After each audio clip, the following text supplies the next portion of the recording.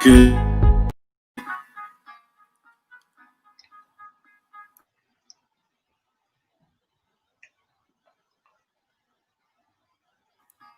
Good afternoon. My name is Sam Elliott. I'm from the Federal University of Viçosa here in Viçosa in Brazil. This is an event organized by our students, specifically the Insectum Group. And this afternoon, it's a pleasure and a privilege to welcome Adam Hart, someone I've worked with since 2005. My name is Sam Elliott. I'm from the Federal University of Viçosa here in Viçosa. I've got feedback. This is an event organized by our students, specifically the Insectum Group. And this afternoon, it's a pleasure and a privilege to welcome Adam Hart, someone I've worked with since 2005. Technical problem.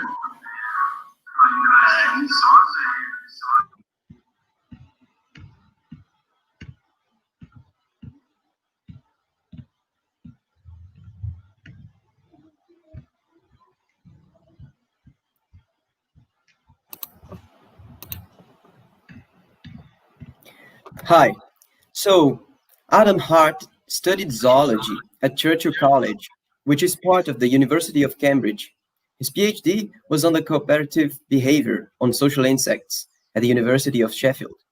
He did a postdoc in examining conflict in social systems, and he transferred to the University of Gloucestershire in 2005, where he is today the professor of science communication.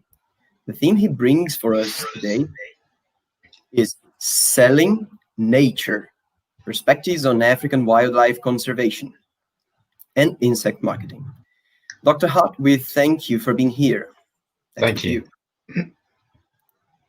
Thank you very much, and thank you for inviting me. It's an absolute pleasure to be talking to you across the Atlantic. It's the sort of thing that actually, before all this nonsense started, we probably wouldn't have thought about doing, but now actually we do have this opportunity. So yes, today I want to talk about two quite different things actually, but they're linked by the idea of nature, of wildlife and of organisms potentially having some sort of value. In one case, actually a very specific monetary value, right? Animals being worth cash. And in the other, perhaps a more cultural value or a more intellectual value, but it's all about kind of getting to the heart of that value. And the first thing that I want to talk about is to give you a brief introduction, and it will only be a brief introduction to a topic which in the United Kingdom at the moment and in other areas of the world as well is very controversial and very much in the news, often for the wrong reasons, and that's the idea of trophy hunting. And that particularly became a global issue in 2015, so 2015, about 5 years ago, when Cecil the lion became a sort of global social media and then a media kind of phenomenon. And Cecil the lion was a trophy hunted lion by the American dentist Walter Palmer. And so what is trophy hunting? Well, trophy hunting is the selective hunting of wild game, so species that are hunted for the purposes of securing a trophy. So this isn't about going out and hunting meat. It doesn't mean that you won't eat the animal, but your primary motivation for hunting is actually going after a particularly large animal or a particularly magnificent animal or a particularly well-proportioned animal. And the idea is that people will pay large amounts of money to do that, and that money then goes into conserving the habitat in which they do that activity. So that's what trophy hunting is. It's hunting that is motivated by the idea of fair chase, the idea of actually going out and experiencing that hunting, and then at the end of it, having some form of trophy. At the end of it, perhaps the horns or the whole animal could be stuffed. And you see all kinds of quite spectacular taxidermy. This animal over here, the antelope over here on the left, I'm not sure if you can see my pointer or not, but that is a kudu with these beautiful spiral horns, and that's a head and shoulder mount. So someone will have shot that animal and had it stuffed and brought back and have it on their wall. Obviously, over on the right-hand side, we've got an African lion that's been quite skillfully taxidermied or stuffed. And you can see some really quite spectacular kind of mounts here. We've got a leopard that's with an impala. So both of those animals will have been shot by someone who would have paid money to do that, and then paid a considerable amount of money to have the animals stuffed, and then they will have this in their homes. And some people that do this really end up with quite spectacular trophy rooms. So here is a very well-known trophy room from Texas in the United States, and you can see a whole range of species here, most of them African, but not all. So you've got red deer up here, which is a European species. You've got a few other deers. This is a Simba, which is an Indian deer species, I think, although it's found in other places. It looks like you may have some caribou over here, but most of these are African species. And of course, we can also see over here a rhino.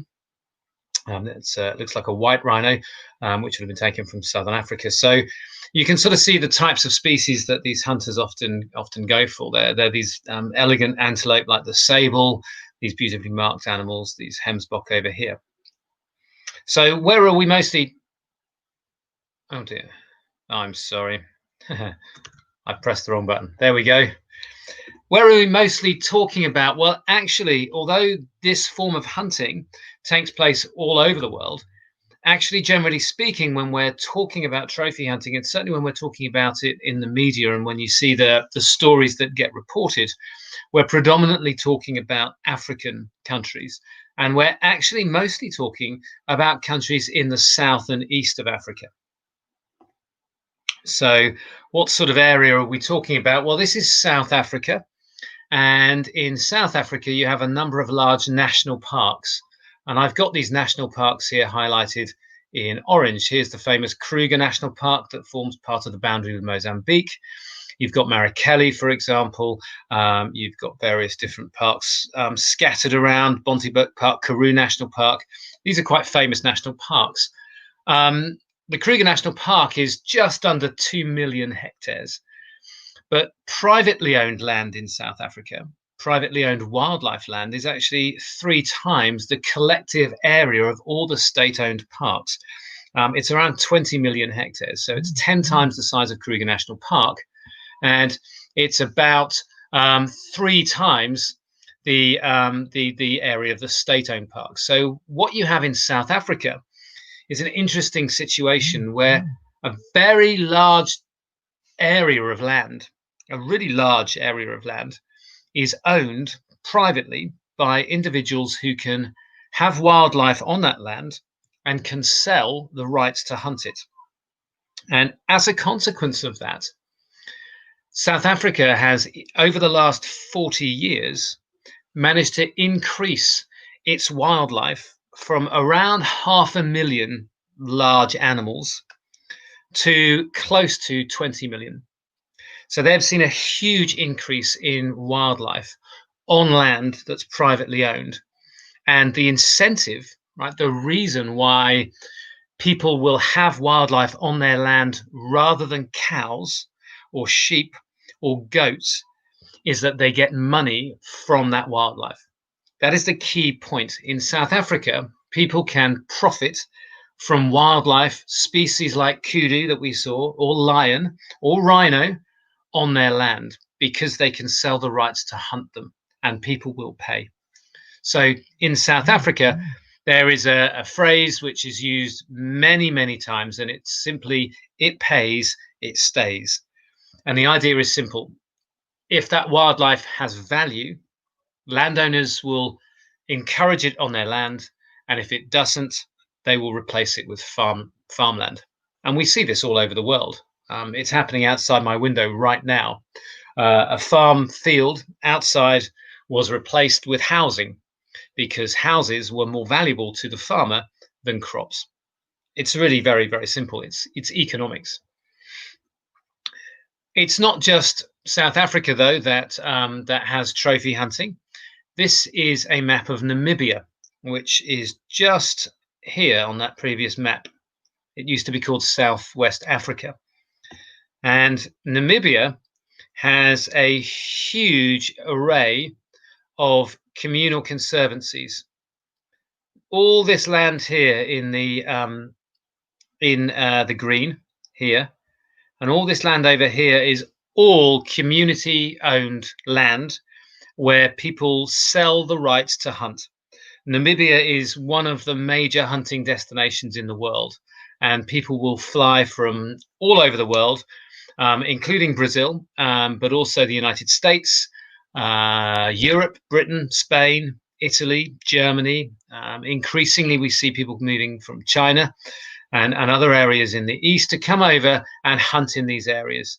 And this is approximately, this area of Namibia here is about 3 times the area of the United Kingdom. So you get an idea of the scale of the land. And all of these orange areas in the middle here are all privately owned conservancies, privately owned nature reserves, many of them interconnected, where people hunt and they pay to hunt. And that means that the owners of that land and the managers of that land manage it for wildlife. And Namibia is a conservation success story. It is a wonderful place to go and see wildlife. And a big part of that is the management of these conservancy areas. And the money to do that comes from hunting. And we can see a similar pattern in lots of other places as well. So this is Tanzania, which is over in East Africa, just near Kenya. And Tanzania is about 4 times the area of the United Kingdom. And all of these areas in brown here, all of them are hunting conservancies. They are managed and protected and paid for and protected from things like agriculture and development, at least to some extent, because of the money and income that hunting can provide. In some places, of course, also you get tourism, so people coming to take photographs and so on. But in many, many of these areas, they are completely reliant on hunting. And we see similarly a similar pattern in Zambia. In Zambia, all the pink areas here are what's called game management areas, GMAs, and these are all hunting areas. And what's interesting in Zambia is that you can see that around some of the big national parks, like the Kafue National Park, for example, you have these hunting areas acting as a buffer. They're acting as a protection for wildlife that lives inside the national parks. They can move out and they can be protected from poaching. They can move into habitats. And what we're seeing across Zambia and other areas as well is the opening up of what are called wildlife corridors. So, for example, the Kafue National Park links down into the Kafue Flats area. There's plans to increase this corridor down through the Kafue River and start to link up some of these areas. And the money to do that and the motivation to do that will, in a large part, in many of these areas, come from hunting. Although, of course, also tourism plays a very important part too. Zimbabwe, another country that has a lot of hunting that goes on. Again, a very large amount of land. Zimbabwe is twice the area of the United Kingdom. And these brown areas and the light green areas are all areas that are protected and kept for hunting. And we could go on. There's lots of other places, but one particular area in Zimbabwe that's very well known is what's called the Boubier River or the Boubier Valley Conservancy. And the Boubier Valley Conservancy is about the size of Luxembourg. So it's the same size as a small European country. And it is really a very successful conservancy. It has the largest lion population in Zimbabwe. It has the largest black rhino population in Zimbabwe. And it is purely funded by hunting. What we have on the screen here is actually a quote from Blondie Leatham, who is a man who manages the Boubier Valley Conservancy. And I spoke to him for a documentary that I did for the BBC a while ago. And he says the following words, and I think they're important. The conservancy, so this area that protects these animals, is purely funded by hunting. And they provide over 400 jobs for people that come from the surrounding communities. And they provide 3,600 kilograms of meat to those communities every month. And they also support a number of schools and development projects, including wells and water extraction and so on. So the thing about Boubier Valley Conservancy, and indeed lots of these areas, when they work well, and they don't always, is that they provide real benefits to the communities around them as well as the wildlife that's in them. Now, I asked Blondie what would happen if there was a ban on hunting, because lots of people, particularly here in the UK, but also in the United States, are pushing our governments to ban the imports of trophies and to put pressure on African governments, particularly, to stop trophy hunting. And what Blondie said was very clear: a ban on hunting would be devastating. And this is actually what you hear from lots of people on the ground, particularly in countries like, well, now Botswana, Namibia, Zimbabwe, South Africa. If the money that comes from hunting is taken away, it will not be good for the wildlife that's there, because there will no longer be an incentive to keep it there, and they will no longer have the funding to protect it from poaching, illegal hunting, and to protect it from habitat erosion. So overall, many people that are working on the ground in these countries feel actually quite fearful and scared of the idea that there might be a ban on hunting. You can see here, there's another example. We can go through lots of countries, but this is Mozambique, which is over on the east coast of Africa, just south of Tanzania. And you can see again this pattern of there being buffer areas around the national parks. And Mozambique has a number of hunting areas which are known as cutadas. And actually, cutada 11 is really worth you Googling when you leave here.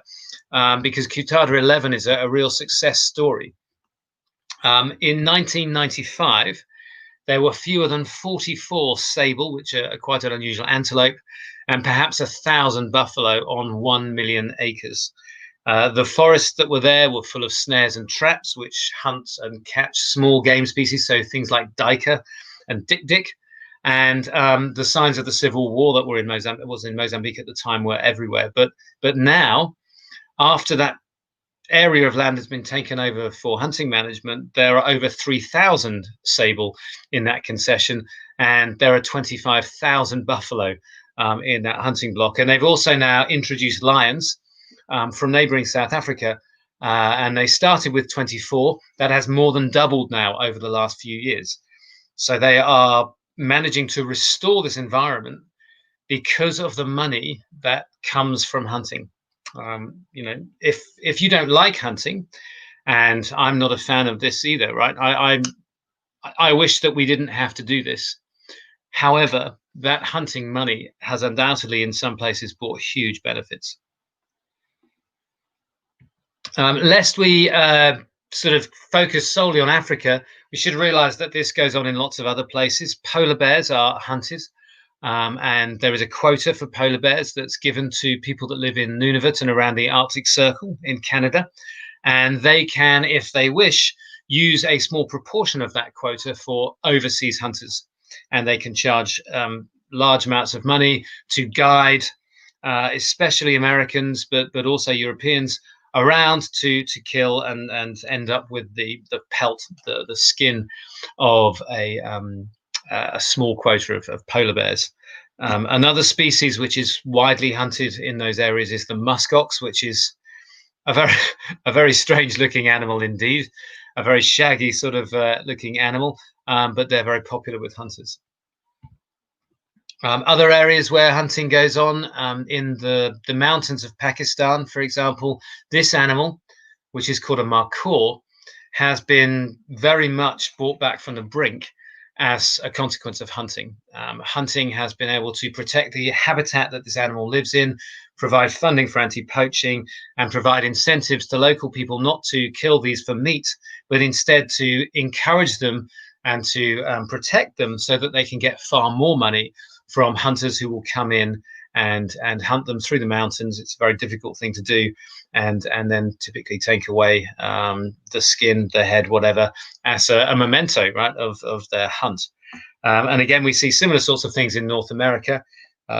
Grizzly bears, brown bears are hunted, black bears as well, elk, of course, in the States, and large amounts of the money that goes to conservation within each state actually comes from permits and so on that are issued to hunting.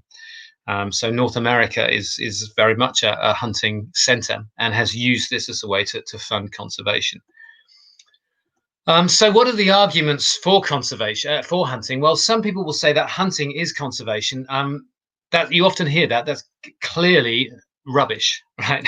Hunting isn't conservation. Hunting, however, provides an incentive for conservation by providing money, right? Ultimately, this comes down to money. It's sad, but it's true.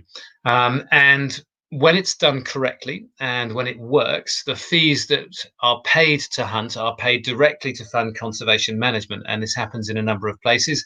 It doesn't happen so well everywhere. Sometimes the trickle down and the flow of money is not so good. And sometimes it comes up against corruption, both locally and nationally, which can also cause problems. However, when it works well, it can work very well, for example, in Namibia. Other people will argue, and they're correct, of course, that hunting can protect habitat. It gives the wildlife more value and the habitat more value than other land uses. So wildlife and natural habitat, which we can manage and sort of keep track of, is better. That's what we want as conservationists. But how valuable that land is, for example, for building a dam or converting to farmland or converting to housing or an airport or roads or any other land use, very often they are more valuable. So by giving the wildlife value and their habitat value, which can happen through tourism, but actually happens through hunting on a much larger scale in Southern Africa, is very important. And of course, it also can provide income for local people in areas where cash and sort of a solid income can be very difficult to come by. So it can be very important for local development. And it's known sometimes as the consumptive utilization or the sustainable utilization of wildlife. An SU model is sometimes what it's called, sustainable utilization.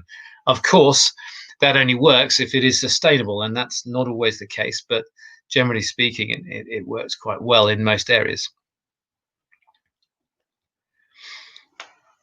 Despite what you may read in the media, certainly in the media in the UK at the moment, actually most of the world's large conservation organizations are supportive of trophy hunting. The IUCN, the International Union for the Conservation of Nature, is one of the largest and arguably one of the most important international organizations to do with conservation. You may well have heard of the Red List, which is basically provides the conservation status and endangered status of species around the globe. And the Red List is something that the IUCN administers. And the IUCN produced a document 4 years ago now informing decisions on trophy hunting, which states very clearly that legal, well-regulated trophy hunting programs can and do play an important role in delivering benefits for wildlife conservation and the livelihoods and well-being of indigenous and local communities living with wildlife. The WWF are also supportive of trophy hunting. And what's interesting is if you go into the Red List and you look at some species which are actually endangered, this animal here, the giant eland, which is found in West Africa, for example, and a few other places, is listed as vulnerable, right? But here's the interesting thing. When you look at what the IUCN and the conservation groups, the experts in their field suggest, is that they actually suggest that what they call safari hunting, trophy hunting, is the most likely justification for the long-term preservation of the substantial areas of savanna woodland which this antelope requires. A sustainable trophy hunting is key to the giant eland's future. So this is a conservation organization respected around the world, actually making the conservation action for trophy hunting. And you can find this in an awful lot of species, actually. The expert groups within the IUCN are advancing trophy hunting as a way to protect those animals. For example, the Cape buffalo as well, and there's a large number of others. What's also interesting is if we look internationally at which countries are doing best at conserving their megafauna, their large animals, the darker the green, the better they're doing. You're in Brazil doing rather better than we are in the United Kingdom. We do very poorly for most conservation.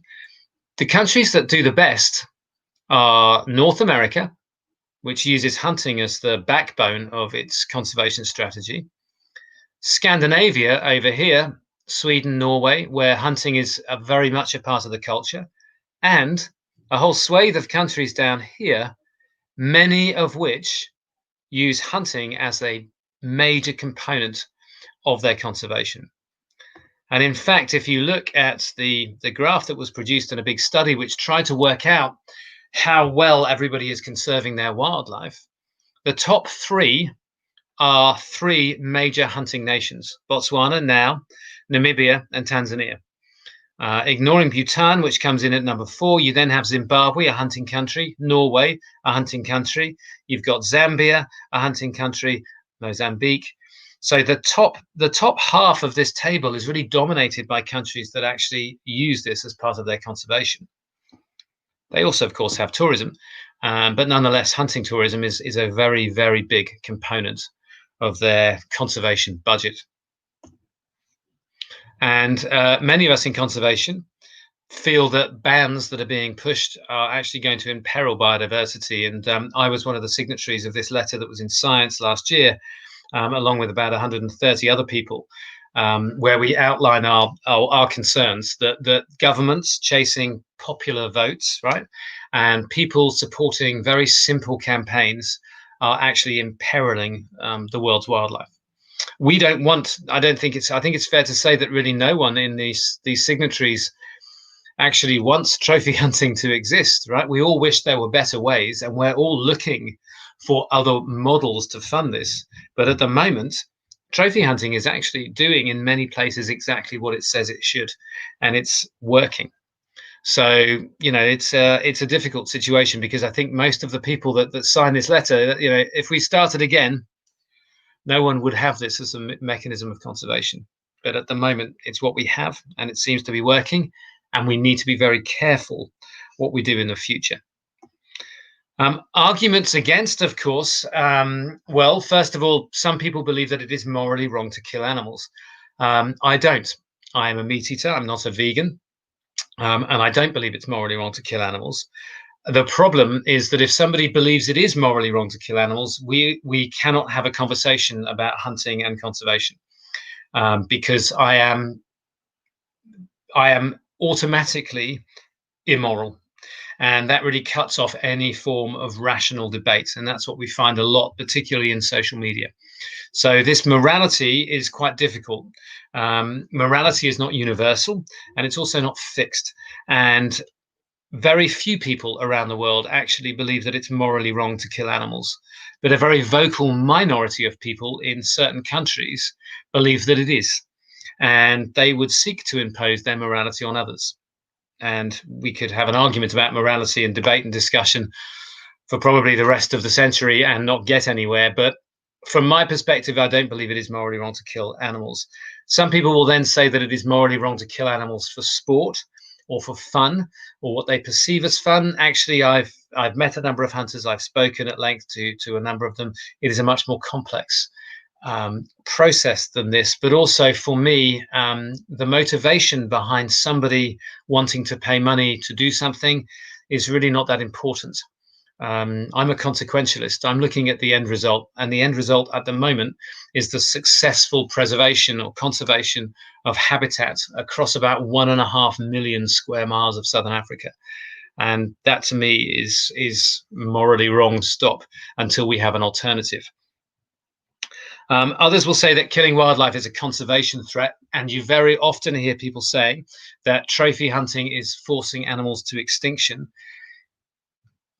I have looked extensively, and so have a number of other people, and we cannot find a single example anywhere in the world right now where trophy hunting is causing any animals to be driven towards extinction. It simply isn't the case. The most commonly cited species, when people say this, are lions. The only places at the moment where lions are increasing in number are areas which manage land in part through hunting. So these arguments don't really stack up. People will also say that this money doesn't aid conservation, and in some cases they may be right, but actually in most cases they're not. It may not be a perfect trickle down, and it may not be as good as we would like it to be. But it is incorrect to say that this money doesn't aid conservation anywhere. That is simply not true. And then other people will say, look, we don't need to have people move to these, fly to these areas and kill animals when they could take photographs of them. We should use ecotourism, which is non-consumptive. That is a very valuable argument in some places. However, most of the places we're talking about are not particularly attractive for tourists. They may not even be possible to get to for some parts of the year. They're very inaccessible. They're a long way from airports. Some of these areas are just mile upon mile of flat, boring scrub. They're great if you want to set foot and go and stalk an animal for 3 days, but that's not what tourists want. The other thing is that right now, no one's really going to Africa as a tourist, although that will change, and they're not going there as hunters either. But before COVID, in South Africa, a major tourist venue, the average occupancy of hotels and lodges and safari parks and so on, safari reserves, was around 50%. So it's not as though we can suddenly develop whole areas of ecotourism and there's a big pool of people willing to go. We can't do that. Another more important thing to perhaps consider is that we actually know what happens if you ban hunting. Kenya banned all hunting in 1977. It has tourism revenue of over $1 billion a year. However, during that period, its wildlife has actually declined by 60 to 70%. And remember what I said right at the beginning about what happened in South Africa over the last 4 decades, the same period of time, their wildlife has increased many times. So what happened? We can't totally blame the hunting ban for this. That will be a very simple analysis. But nonetheless, any analysis of this decline very often points towards one of the important factors being that once they banned hunting, wildlife no longer had a value to the people there. And consequently, that wildlife has been replaced. And that's what we see in Kenya. Botswana had a temporary ban, a moratorium on hunting for about 5 years that was lifted because it simply wasn't working for them. And they've gone back to having trophy hunting now. So this can be quite complicated. That is very much a broad introduction. It's a very difficult topic because it's very, very varied across species, across populations. For those of you into ecology, that's very important in different countries and so on. And there's lots of different ways of going about doing it. But hunting can and does work in some places. For some species, it can be a very effective means of providing money for conservation, but it needs to be well regulated and well monitored.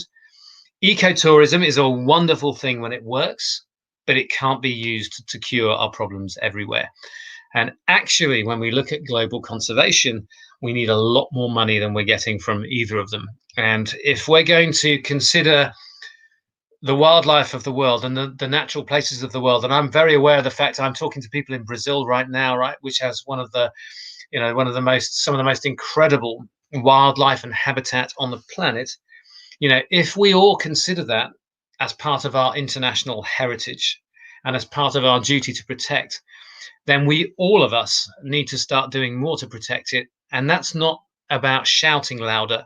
It's going to be about funding it properly and coming up with ways to make that habitat work for wildlife and not be more valuable for something else. So that's a brief introduction to trophy hunting, which is kind of an interesting way of selling nature. It's a controversial way of selling nature, but it inevitably means that you start thinking about money and about selling. And that leads me into part 2, which is sort of related, but also a little bit different. And this is something that I want you as entomologists to be thinking about. And this is the idea of marketing insects, right? Why can we not make people love the most incredible and important group of animals on the planet? Why can't we do that? And we can't, and we need to do better. That's my call to you. This is what happens when you do a Google image search for animals. Now, as biologists, we know that to a first approximation, every animal on the planet is an invertebrate, and a great deal of them will be insects. But look at what Google returns, right? We do get the odd invertebrate jumping in occasionally. But in general, we do not get invertebrates and insects. We get mammals and birds. And that seems faintly ridiculous. You actually have to go quite a long way down a Google image search to get any insect at all. And the first one that arrives is the mosquito, which of course is a pest. So why are insects so unloved? Why do we not Google image search and find the most incredible insects and invertebrate fauna? Why is it all about mammals and birds? You know, this seems ridiculous to me. There are more species of flies, of dipterans, that live here in the UK, which is not a biodiversity hotspot by any means, right? We have more species of fly, considerably more, than there are species of mammals on the planet, right? And yet, if you ask most people here how many types of flies are there, they'll probably say 2 or 3. There are actually 7,000. We just don't appreciate these things. And I think some of the reasons are that, well, they're quite scary or creepy, right? Some people find them a bit, icky. They don't like them. Some insects, of course, are pests. There's no doubt about that. And they can spread disease and they can devastate crops, right? That's a pretty bad thing, right? That's definitely a mark against them. They're not cuddly or cute, according to some people, although I would disagree. I think some insects are very cuddly and cute. And overall, they generally get bad press. They have a bad image. If there's a story in a newspaper or on a website about an insect, it's not usually a positive one. And it occurred to me and to a colleague of mine who works at UCL, Siri and Sumner, that we might be able to learn from business here, because Coca-Cola, and I love a Coca-Cola and Apple and all these other companies, McDonald's, are able to sell things to us almost daily that half the time we don't even want, and that sometimes we actually know are bad for us, and yet they're able to sell these things to us. And it occurred to us that perhaps if these businesses are so successful at marketing products which we actually know in some cases are pretty much harmful to us, then maybe they might know a thing or two about how we can sell really important parts of the natural world to the public, who generally don't really seem to care too much about them. And we came up with this paper, which is free to access. It's on insect conservation and diversity, and it's called Marketing Insects. Can exploiting a commercial framework help promote undervalued insect species? And the idea here is that we take advantage of what's called the 4 Ps. So if you talk to marketing experts, they'll often talk about these 4 Ps, or the marketing mix, and they really form the framework for an awful lot of basic marketing. And what we did in this paper is to take these aspects of the marketing mix, what are called product, price, place, and promotion, and think about how we can apply them to insect species. So in terms of product, for example, well, the product is the animal itself. So how do people relate to insects, right? How do they relate to that product? What do they see as being important in that product? And the marketing approach let us think about the sorts of questions that we really need to ask people. The same with price. How do people value these insects? Is it just down to the fact they can do something really good for us, like pollination? Is it down to the fact that they're harmful and so the price is negative? We don't really know. And so on with these other things. How can we promote insects better? How can we find the right places, the right spaces to actually put these messages across? And most of all, what we realized that we really need to think about is, how are we able to connect people to insects and indeed other unloved organisms? What facts work for people? What things can you say to someone? You could take the ugliest, horriblest looking spider that people are going to run out of the room away from, right? This is horrible, horrible thing. What thing could you tell them about that spider, or what story could you tell them about the biology of that animal that would make them stop and go, okay, that's more interesting than I thought, or maybe I won't reach for a newspaper to kill it, right? That's what we want. First of all, we want people to stop killing these things, right? How can we find out more about that? What places work? Where can we get our message out? Because as a science communicator, I'm aware of the fact that I'm often speaking to people that want to go to science festivals, or they're at an insect event. They already love these things. Where can we go where we can find people that hate them and start to turn them around?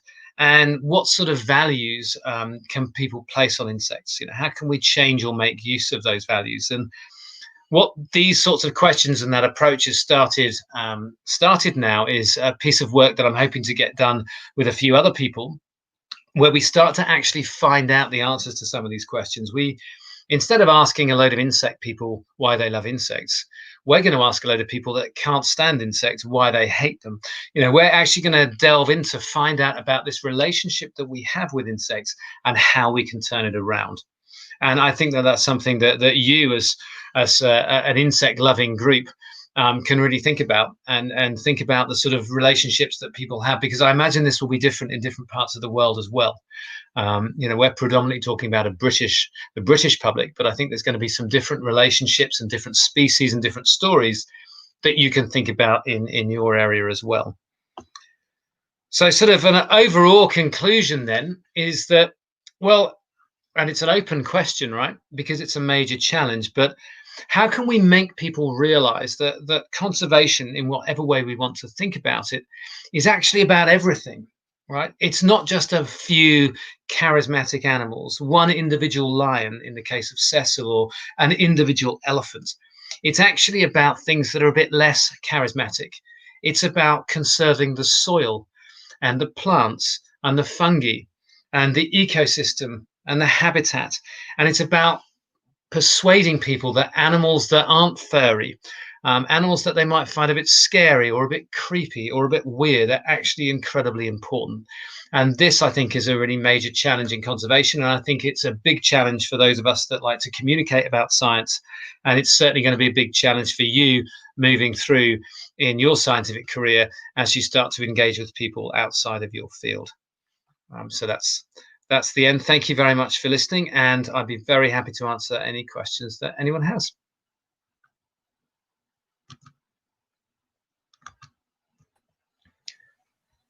I'm now. Initially, thank you, Dr. Adam Hart, for your excellent presentation. Now we will have a question section already prepared by Insectum Study Group. The first question is, what is green market? What is? Sorry, you froze a little bit there. I couldn't hear you. Did you ask what is green market? I'm not sure what sort of context you're thinking of there.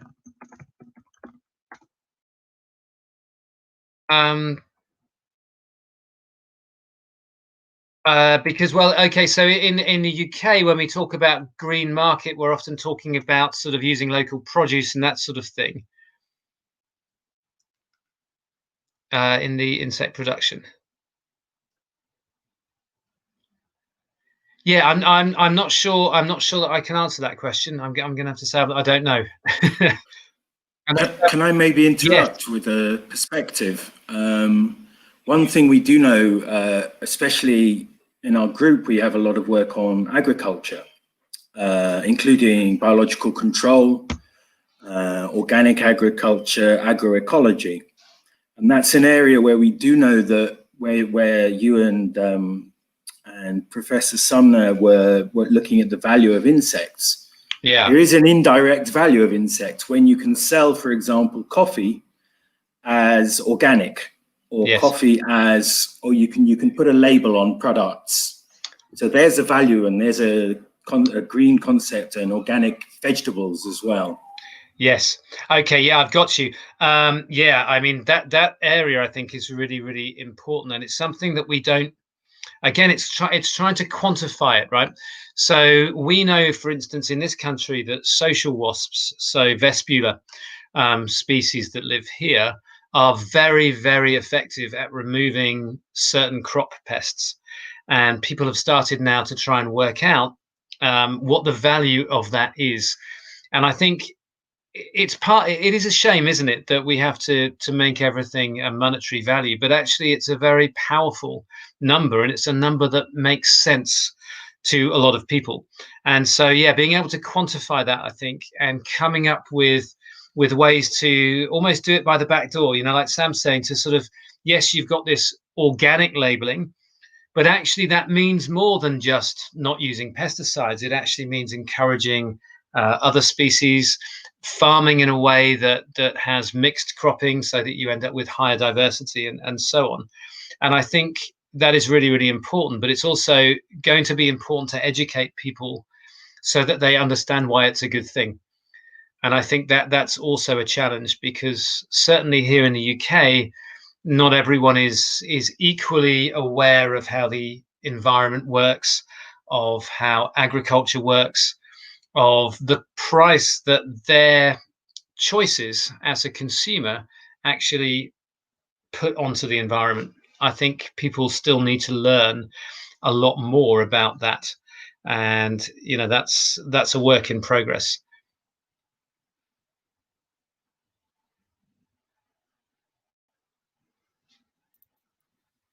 I have a question here. I thought about this question before you started the presentation. So it means I didn't know, I had never heard about trophy hunting. So I thought about this question thinking about predatory hunting. And I would like to know if you believe that insects marketing, if popularized, have the potential to become a harmful activity for the environment and species themselves as much as the marketing of vertebrates. And this, as I said, thinking about the predatory hunting. Yeah, I think it's a really interesting area that we don't think about very often. But you might have heard of the Lord Howe Island stick insect. This is a species of stick insect which was rediscovered. So it thought to have got extinct. And then it was found again on something called Bull's Pyramid, which is a rocky outcrop in the middle of the ocean in the Pacific, inaccessible place. And somebody was on there, I think some climbers actually, and they rediscovered this stick insect. And it thought to be gone extinct. And it was then taken and bred in zoos in Australia and then reintroduced to different areas. It's a really interesting conservation story.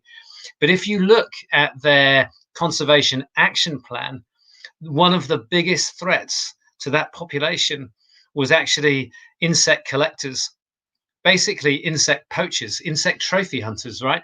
Who would go and try and collect these specimens because they would be very valuable. And this was something that was a major threat, or considered to be a major threat, to that population. We see tourism around the monarch butterfly migration routes in Mexico, which, I mean, tourists, I grew up in a tourist area. I visit touristic areas in Africa, and tourists can be very, very harmful. There's large numbers of them. They often, they're on holiday, so they don't necessarily have a huge amount of respect for what's going on around them. They're having fun and so on. They're there to see something, and that can have a price to pay. And I think you're right. Already in certain places, the collection of rare insects for the pet trade, for people putting in in a glass box on the wall, that can cause problems. It is a shame, isn't it, that, and you've hit upon a very important point, that by valuing nature and putting a value on it, we then make it valuable. And once we make something valuable, people often find a way to exploit it. And that is a difficult circle. And one of the reasons why I don't like the idea of valuing nature. However, at some point we do have to put a value on it. And it can't just be that, well, we love it, it has a cultural value, it has an intellectual value. For most people, what we're looking at is putting a financial value on it of some form. So yeah, it's a really interesting question.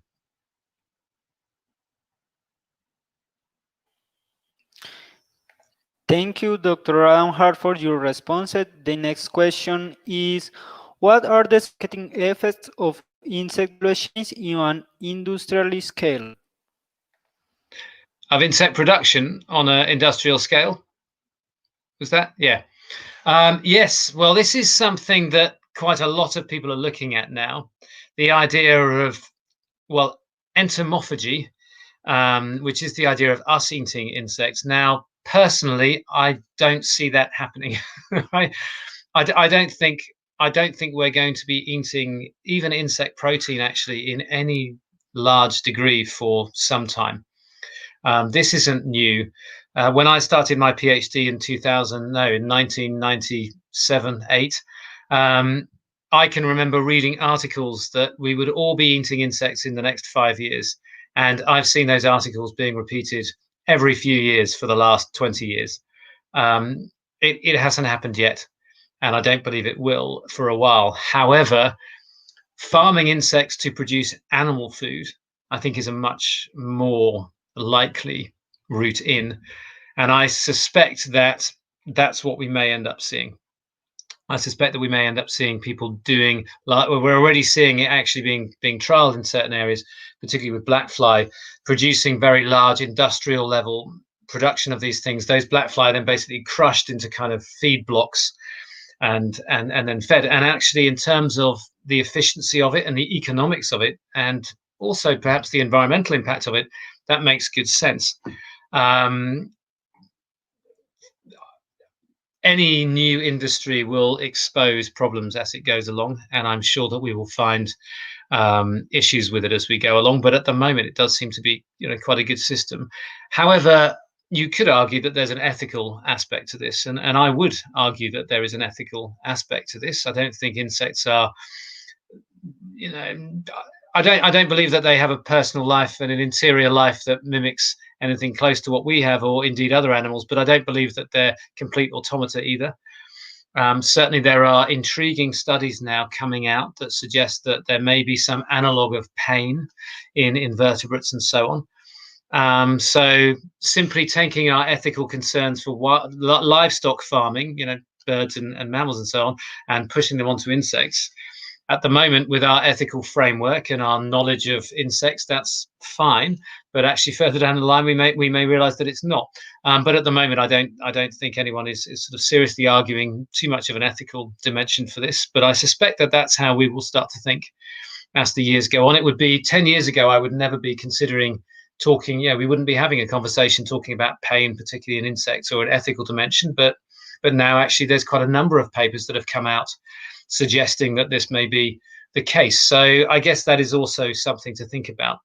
But at the moment, there seem to be some quite exciting developments in terms of doing this that I've come across, and I'm sure you study this in a much deeper level than I do, and you're also coming at it from a different perspective. So what's happening in Brazil in terms of sort of large scale insect culturing for food? Is there anything that you're aware of? Or? There are companies starting up to sell it for human food, sell insects for human food. And then I think for feed, that's going to be important. At the moment here, you can buy insects to eat online, but it's a novelty, right? And no one's really niche. It's a kind of it's something to sort of shock your friends with, rather than doing the weekly shop and getting in your locust burgers. But who knows? Things change very, very quickly, as we've seen. So who knows? But at the moment, the last 25 years, apparently insect eating is going to be the next big thing, and it hasn't hit us yet.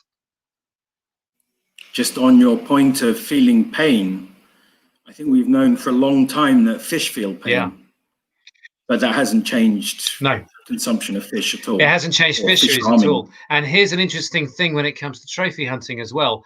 An awful lot of fishing is effectively trophy hunting. People that fish recreationally will reel in a fish, get a photograph with the biggest, they're after the biggest fish, and then they put it back, which may or may not harm the fish, depending on who you listen to. The weird thing is that the outrage that you find about trophy hunting and about people posing with animals and so on is always about mammals. I've never seen, well, that's not true. I very rarely see anyone getting particularly upset about fishing, recreational fishing, despite the fact that that is very clearly what people are doing. And it's that thing that I was talking about earlier, isn't it? It's mammals first, then other vertebrates, And then somewhere down the bottom is all the stuff that's actually important, right? All the diversity and all the ecological interactions, and the ecological glue that binds it all together is completely ignored. Somewhere in there you have Pokemon. Yes. People hunting Pokemon. Yes. Yes. Why not hunt insects instead of Pokemon? And you will find people with your encyclopedic knowledge of that, and yet, you know, we struggle to get people to understand basic species. If I show people photographs here of a honeybee, a common wasp, a hoverfly, so a syrphidae, and a bumblebee like a bombus, and you ask them which one is which, they will have very, very little idea. Most people can't identify a honeybee, for example. Our basic knowledge, I mean, certainly I'm only speaking for the UK, but our basic knowledge of insects is very, very poor. And our knowledge of the ecological interactions and their wider scale importance is often even lower.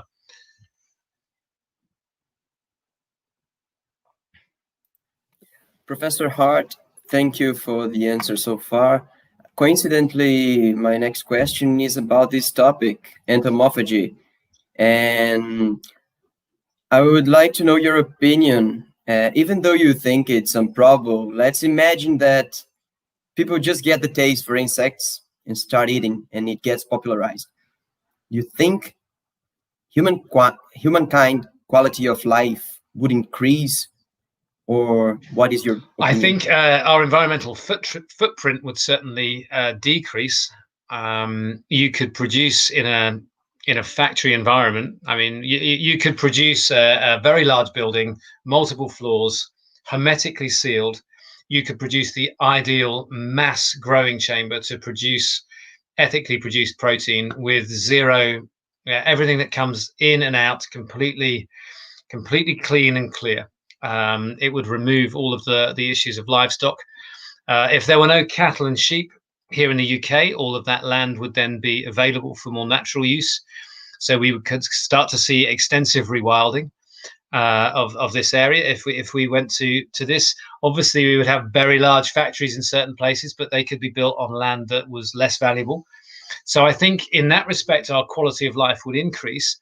I have to say that I enjoy eating meat, and I enjoy the texture of it and the taste of it, and I think I would miss it if we switched over to insect protein. I'm sure that I would miss it, but the advantages could be potentially huge if we can find the real key to eating insects, I think, is going to be finding ways to convert a bug with 6 legs, 8 legs as well if we want to farm spiders, I suppose, but six legs and antennae and everything, converting that into something that's acceptable. And that's going to involve a process whereby that insect is in some way milled or reduced to protein, and then that protein is then reformed.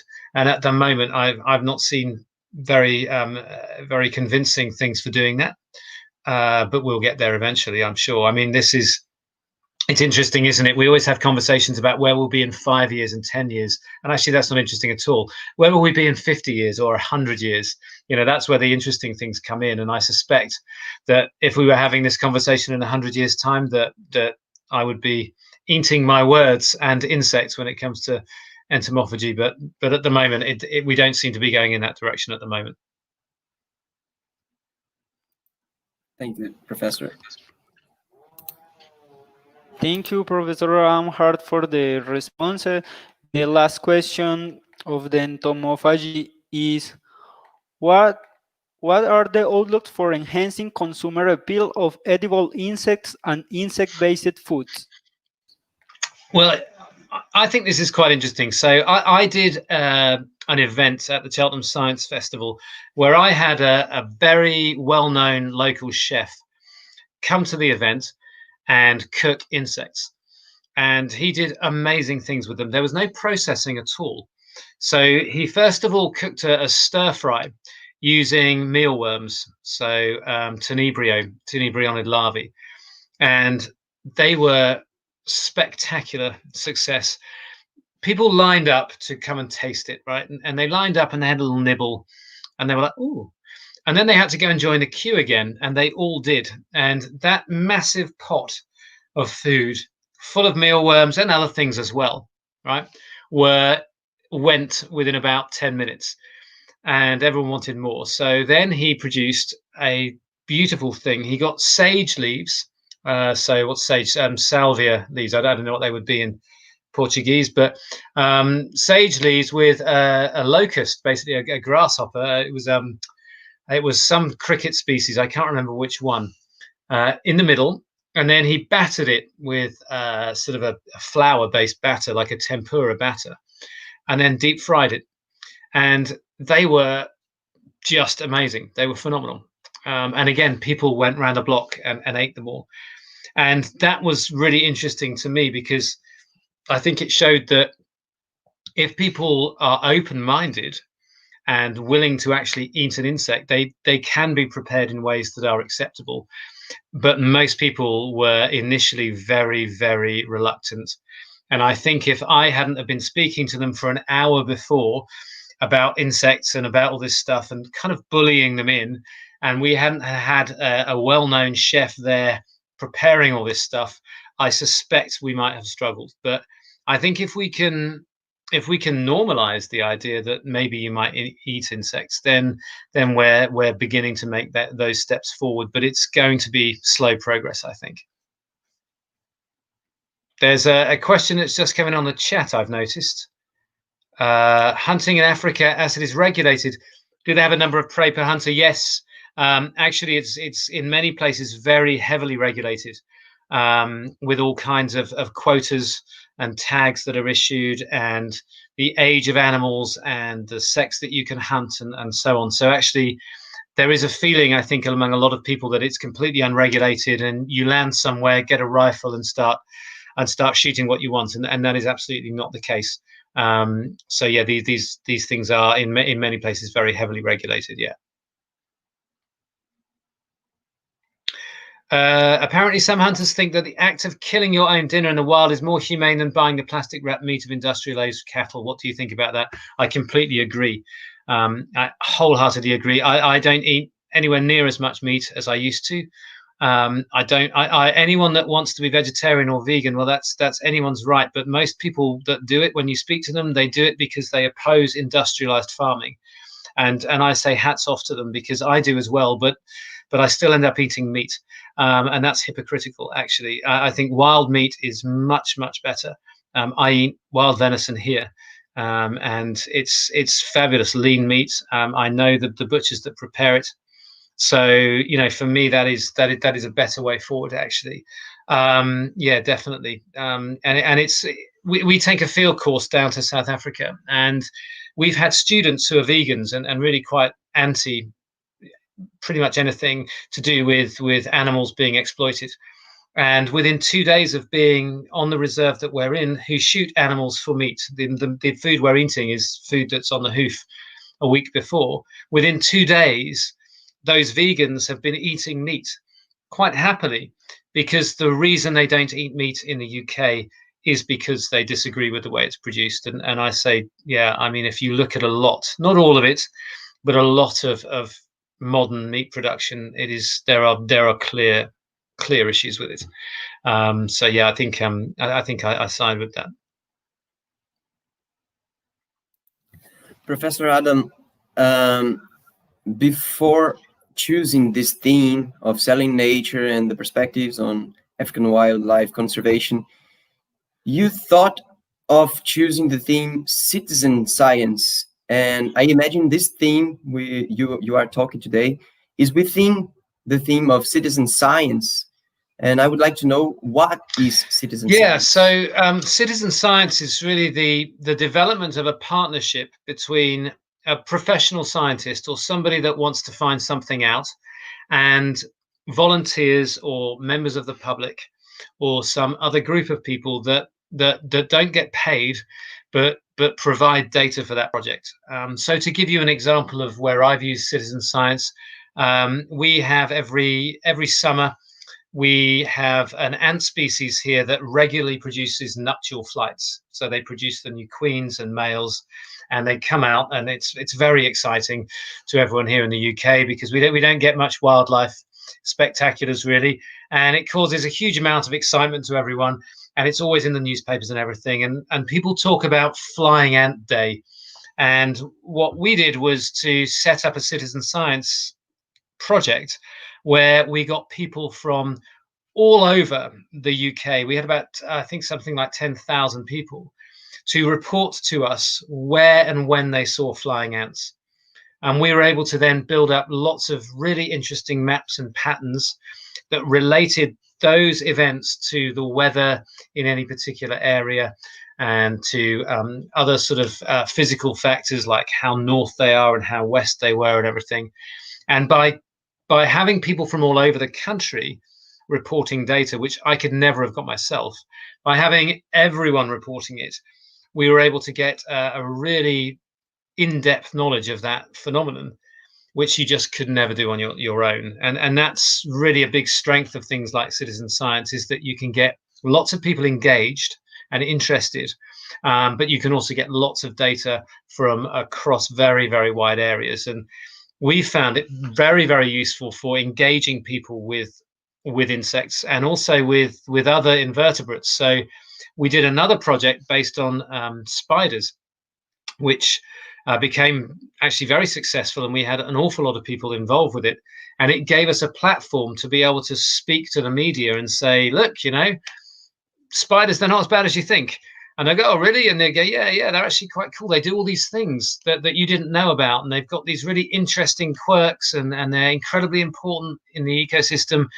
And if you look through the sort of media coverage of spiders, I haven't done the analysis yet, but it would seem that our sort of citizen science campaign kind of turned the corner a little bit. And now when we see spiders being reported in the media, we often get a little bit more positive information about it.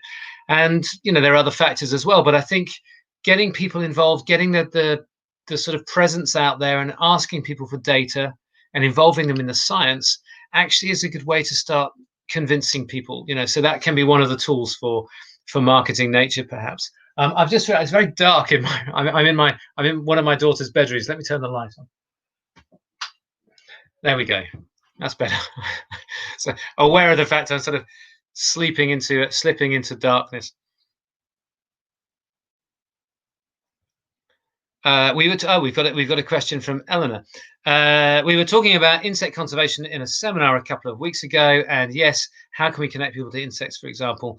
Maybe it should be something related to money. I don't know. Yeah, it's a tricky one, isn't it? You know, and I don't think we have the right answers yet. I think we've got lots of things that we can do, and there's stuff that works and stuff that doesn't work so much. But I think one of the problems is we don't. If we were approaching this from a commercial perspective, right? Let's say we were a business trying to sell insects. What's really clear is that we don't understand our customers, right? We don't really understand why some people in the public hate insects. You know, I know people that just would kill anything. You know, friends of mine actually, but they'll happily just kill anything that's an insect or an invertebrate without thinking. And you ask them why, and you know, they can't really give you a good answer, but I think if we can start to understand some of that, we might be able to find some ways to sort of slowly but surely turn people around. But at the moment, we don't really know.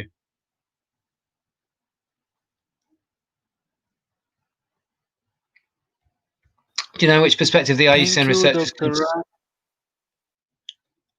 I've got a question from Tavio. Do you know in which perspective the IUCN researchers consider trophy hunting in red list assessments? Is it considered as a threat at some point? Yeah, so the way that those assessments are done is that specialist groups come together and assess all aspects of those species. Now, what I and other people have done, and we are actually doing as a live project at the moment, is to go through the IUCN records and to try to find examples where those expert groups have indicated that trophy hunting is a problem. And actually all we have found so far, and we've been through a lot of this more than once, is examples where trophy hunting has been illustrated, has been brought out as being part of the conservation action rather than a threat. So at the moment, we haven't been able to, this is not to say it doesn't exist, but at the moment, we have not been able to find a single species that is threatened by trophy hunting, but we have found an awful lot that are currently being conserved by that method. So it's, but that is a work in progress, and we're talking to lots of people at the moment to try to find out what we can. But yes, at the moment, that seems to be the case.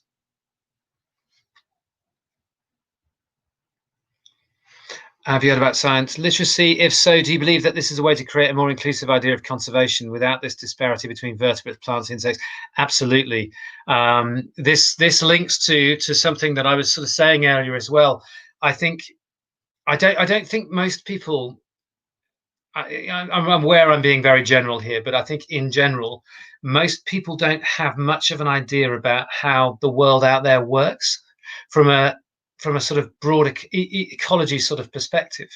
I'm guessing that all of you, I'm actually currently teaching again the module that Sam started, that I started doing on ecology, and it's come around again, and I really enjoyed it. I wasn't looking forward to it because it was something else to do, but I loved it because I realized how brilliant ecology is, right? Because it's all about how stuff works and trying to work out all those interactions and everything.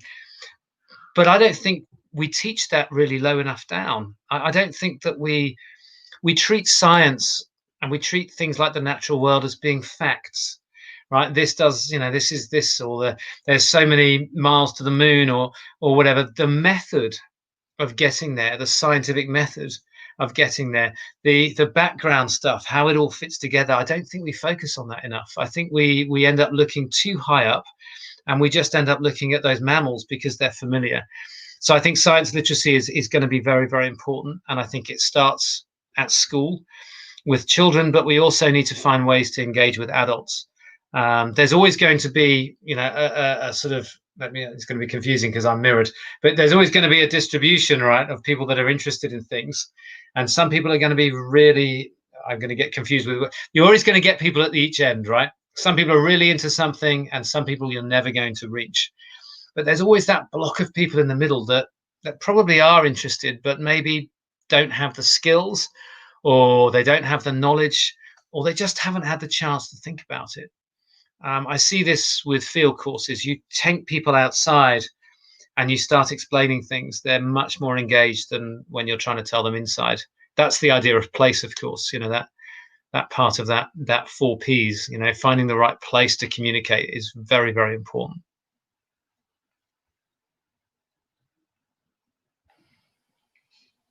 Thank you, Dr. Adam Hart, for your response.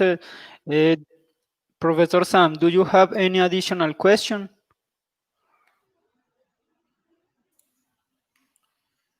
Funnily enough, I do.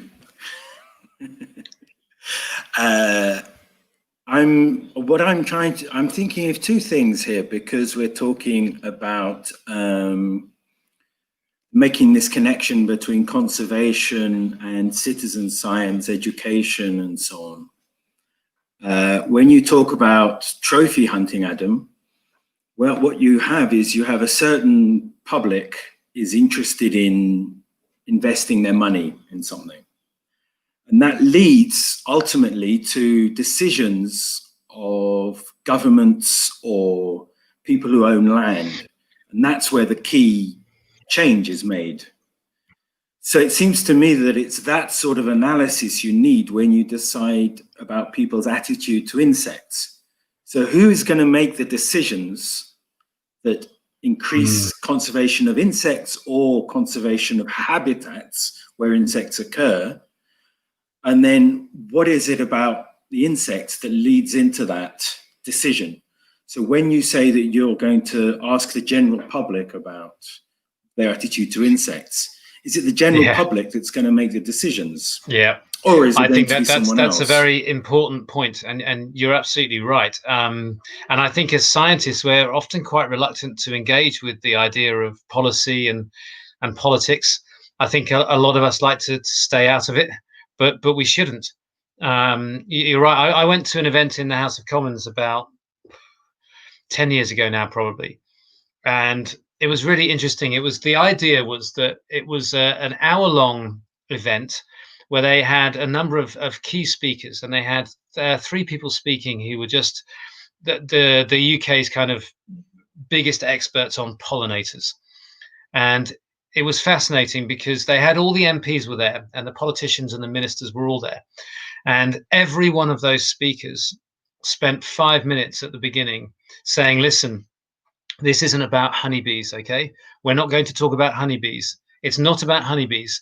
And then they started talking about solitary bees and dipterans and butterflies and pollinators in general. And then the next speaker would come on with a different angle, but they would say, listen, this isn't about honeybees. Yeah, forget honeybees. They're not important. They're farmed animals. They're not going anywhere. There's never been more honeybees than there are today.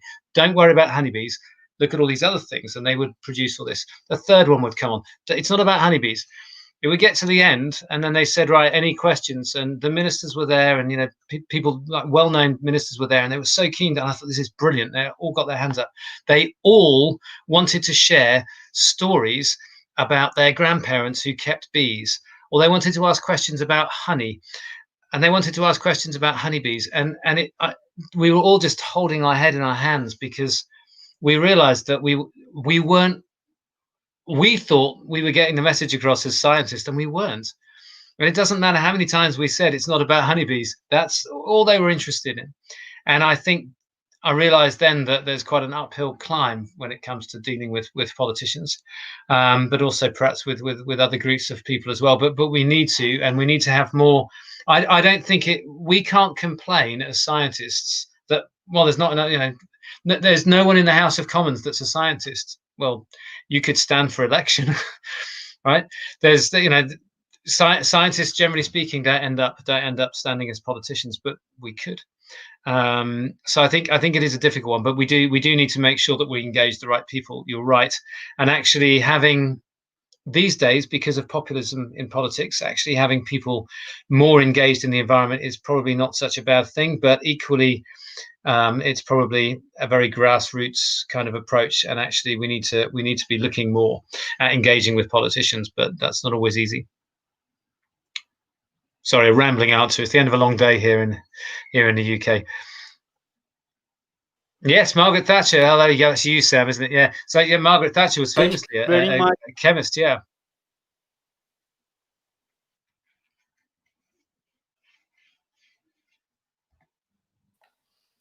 Thank you, Dr. Adam Hart, for your responses and the audience for their questions. Now I introduce to Dr. Sam Elliott. He will tell us about the Cape Spirit UFB program for visiting professor in Brazil. Okay, so I was going to say at the beginning, but I had my YouTube on, so I was on a slow cycle. Sorry about that. But I was going to say that I've worked with Adam since 2005 at the University of Gloucestershire. I think I was there for 2 years, but we stayed in contact, and it's always been a pleasure. And Adam always has brilliant ideas and is actually a well-known science communicator. His position at the University of Gloucestershire is Professor of Science Communication. So he's done films for the BBC. He regularly has a radio slot. You know, he talks on the radio a lot. He goes to schools. I'm just going to put on YouTube his Wikipedia page. So I don't have a Wikipedia page. My stepfather has a Wikipedia page. Adam has a Wikipedia page. So you can find out more about the different things that Adam does. I suggested that this would be an interesting topic because it's a very different topic for us, and because Adam had applied it to insects because that was his first area. But Adam is what we call a polymath. So he's someone who works on a lot of different areas. So he's written a book about poo. What's it called, Adam? The Life of Poo.